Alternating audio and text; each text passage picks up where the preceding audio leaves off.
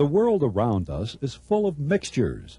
Mixtures are different from compounds in that the molecules within mixtures are not chemically combined as in compounds, but rather physically mixed together.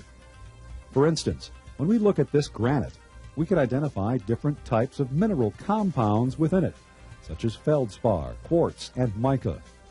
All these minerals have their own individual chemical qualities. Blood is another example of a mixture. In our bodies, blood contains gases such as carbon dioxide and oxygen, water and other liquids in the plasma, and solids in the form of minerals and blood cells. This mixture that makes up whole blood can be separated into its component parts in a device called a centrifuge. Centrifuges are used by doctors and scientists to analyze the ratio of different components in the blood. The Earth's atmosphere is a mixture of several gases, one of which is oxygen. Unlike oxygen that is combined with hydrogen to form the compound we call water, the oxygen in the atmosphere is a free element and has all the properties that we associate with the element oxygen. For example, oxygen in the atmosphere supports combustion and respiration. However, when oxygen is combined with hydrogen to form water, it supports neither of these processes. Combining iron filings with powdered sulfur provides another example of a physical mixture. As we can see when we place a magnet next to the iron filings can be physically separated from the mixture, and they maintain the magnetic qualities of iron. However, when we combine iron filings with sulfur to form the chemical compound iron sulfide, the iron loses its magnetic properties. Another difference between mixtures and compounds is that mixtures can have variable ratios, while compounds have fixed ratios. For instance, in H2O, or water, there are always 2 hydrogen atoms for every oxygen atom. However, when salt water is created, the level of salt can be increased or decreased relative to the amount of water. There are 2 basic types of mixtures: heterogeneous mixtures and homogeneous mixtures.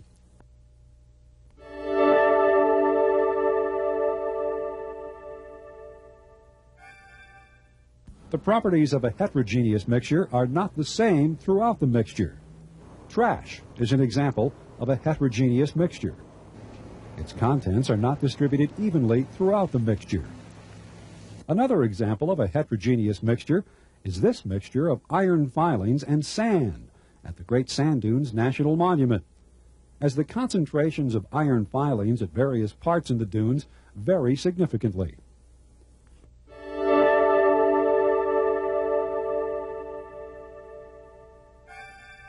Homogeneous mixtures are called solutions. Solutions have the same properties throughout. Solutions form when substances dissolve in other substances. The water coming out of your tap at home is a solution. It contains dissolved air and a variety of minerals.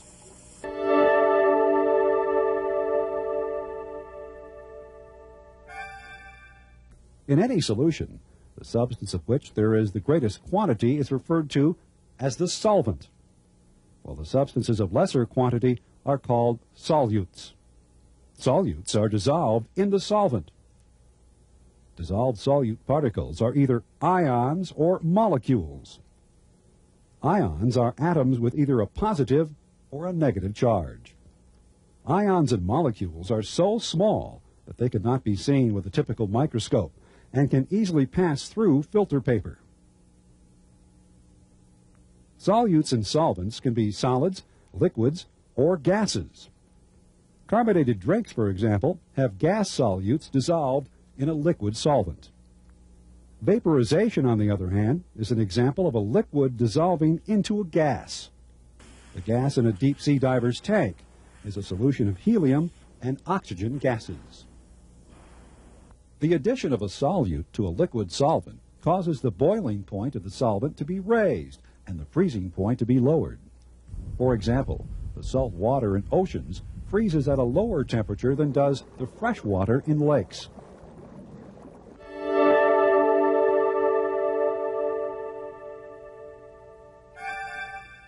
The conductivity of a solution is affected by the concentration of solutes in the solution. Ionic solutes, like salt, and molecular solutes that ionize in solution, like hydrochloric acid, form solutions that conduct electricity when added to water. These types of solutes are known as electrolytes. The greater the concentration of electrolytes, the greater the amount of electric current that can be carried through the solution. There are also many molecular solutes, such as sugar, that do not form ions in solution and are referred to as non-electrolytes. Solutions containing non-electrolytes do not conduct electrical current. Pure water does not readily conduct electrical current, but one must be cautious when using electricity around tap water and seawater. Tap water and salt water contain numerous dissolved solids, some of which are electrolytes that conduct electricity.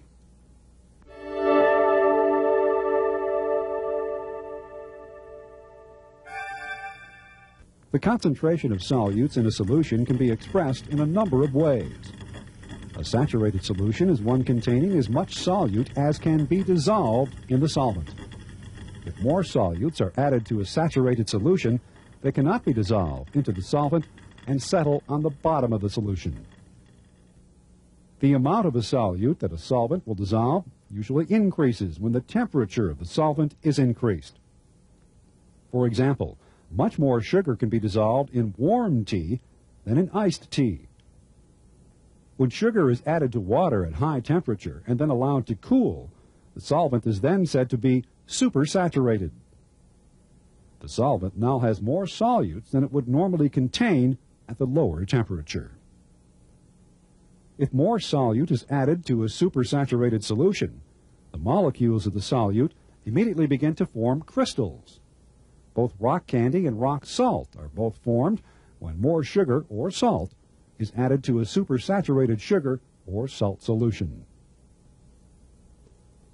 A large number of solutions are made up of solids dissolved into liquids, with water being a common solvent.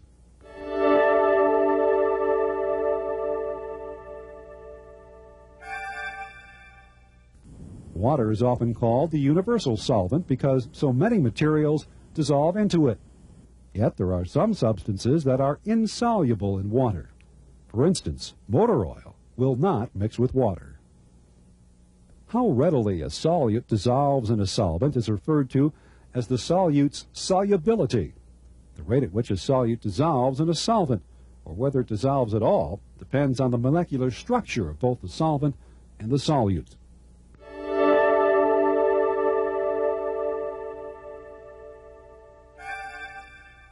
The attraction atoms have for electrons varies. If two different types of elements combine to form a covalent bond, one element has a greater attraction for the shared electrons than the other. This gives the atom with more attraction a negative charge. The other atom in the combination has a positive charge. This slight variation in charges between the atoms gives them positively and negatively charged poles. Molecules that have poles are called polar molecules, which have poles comparable to those of a magnet or battery.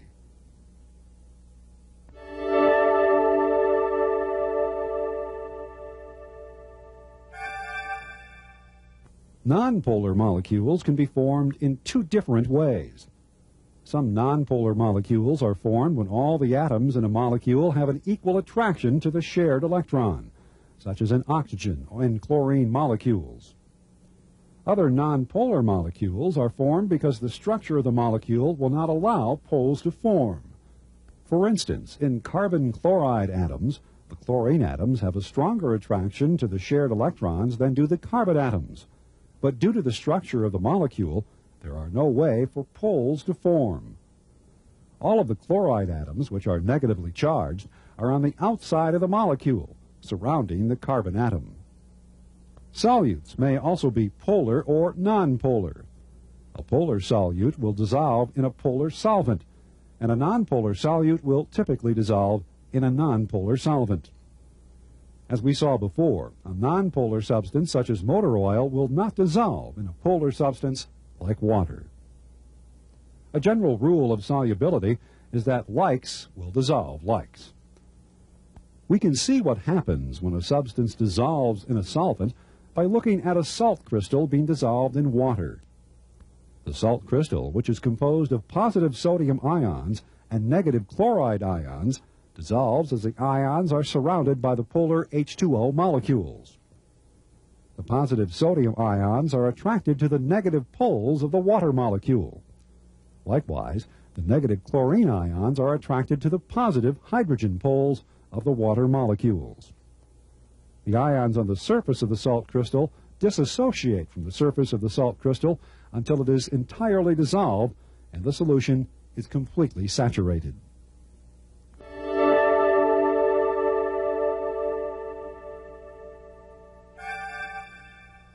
There are a number of other factors aside from the polar and nonpolar properties of molecules that affect solubility. For example, as we discovered earlier, a warm solvent dissolves more of a solid solute than a cool one. However, the same is not true of gases in a liquid. Solubility of a gas in a liquid actually decreases as the temperature of the liquid increases. We notice, for example, that with carbonated beverages, the carbonation lasts much longer when the beverage is kept cold. The same is true of water. We see that bubbles rise towards the surface and escape the water as it is heated. Water from rivers and lakes is often used by industry as a coolant and then returned to the river or lake. Although the water is not polluted, it is hot. The hot water causes thermal pollution as it raises the temperature of a waterway.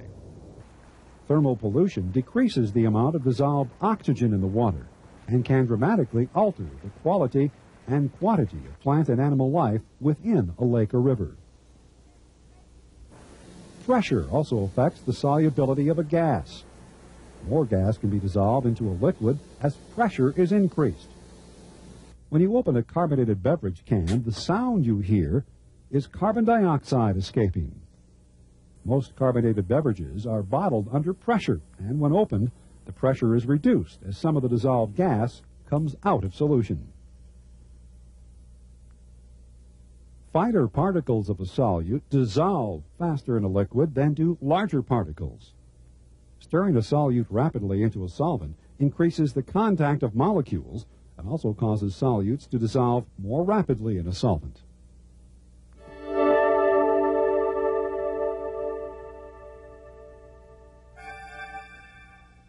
There are also a number of types of heterogeneous mixtures. These include suspensions, colloids, and emulsions. Examples of suspensions are readily found in nature. For instance, a sample of the water from a muddy stream would contain sand and sediment in suspension. If the material is allowed to sit, the sand and other particles will eventually settle to the bottom. Particles in suspension are thousands of times larger than molecules and ions dissolved in solutions.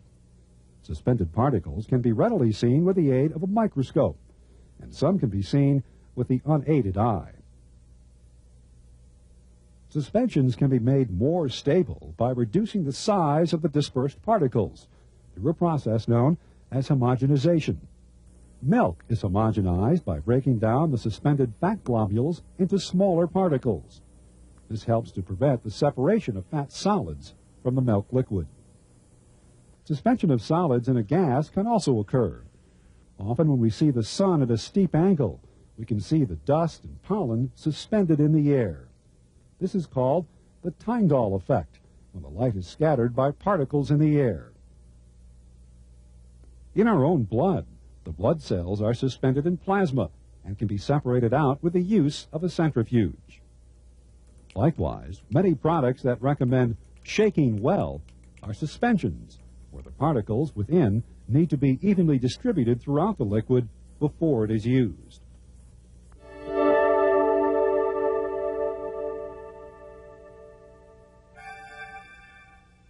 Colloids are like suspensions, containing smaller particles than those in suspensions, yet larger than those dissolved in solutions. Emulsions, foams, and gels are examples of colloids.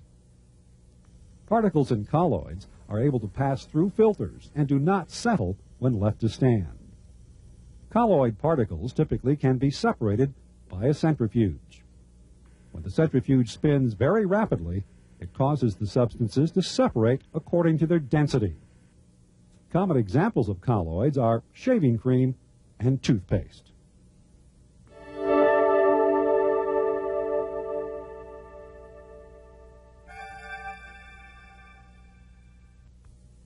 Emulsions are created by the use of emulsifying agents. When a combination of vegetable oil and water are placed in a jar, the two substances quickly separate into two distinct layers. When a small amount of soap is added to the mixture and the mixture is shaken, an emulsion is formed. An emulsion is a colloid created by the dispersion of one liquid in another. In this example, soap is used as an emulsifying agent to combine the salad oil and water together. Soap molecules are large, and one end dissolves in the salad oil, while the other end dissolves in the water, thus bringing the two together. This is why soaps are so effective in cleaning grease, as they attach the grease molecules to them and are washed away by the water. Emulsifying agents are also used in foods, so they do not separate. Pectin is an emulsifying agent used in many jams and jellies. Eggs act as an emulsifier for the water and oil in mayonnaise.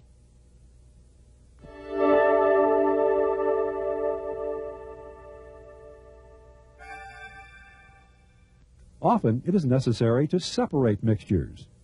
One of the major differences between mixtures and compounds is that mixtures can be separated physically, while compounds can only be separated by chemical reactions. For instance, polluted water needs to be filtered before it can be used again. Water treatment plants have a variety of filters and settling tanks used for removing various substances from the water. Here, polluted water trickles over a filter of rocks and pebbles containing living bacteria that eat many of the suspended particles in the polluted water. A variety of filters are used in automobiles to remove particulates from the oil, gas, and air that are essential to the operation of internal combustion engines. Some materials can be separated from a mixture by using a magnet.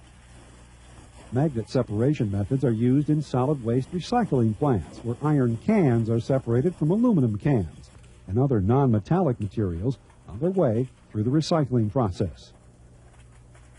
The dissolved and suspended impurities of water can be removed through the process of distillation. Water is distilled by evaporating it, usually by boiling. The heated water is allowed to cool and condense into another container. The dissolved and suspended impurities are left behind in this process, leaving pure water in the other container. Crude oil is also turned into a variety of fuels through the process of distillation. Different hydrocarbons in the crude oil have different boiling points. For example, jet fuel has a much lower boiling point than asphalt. The distillation process also removes any mineral or other impurities from the crude oil pumped from the earth. Mixtures are all around us.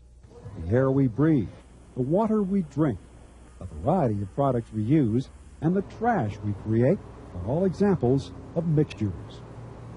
By understanding mixtures and their physical properties, we have come to understand an important part of how the world works.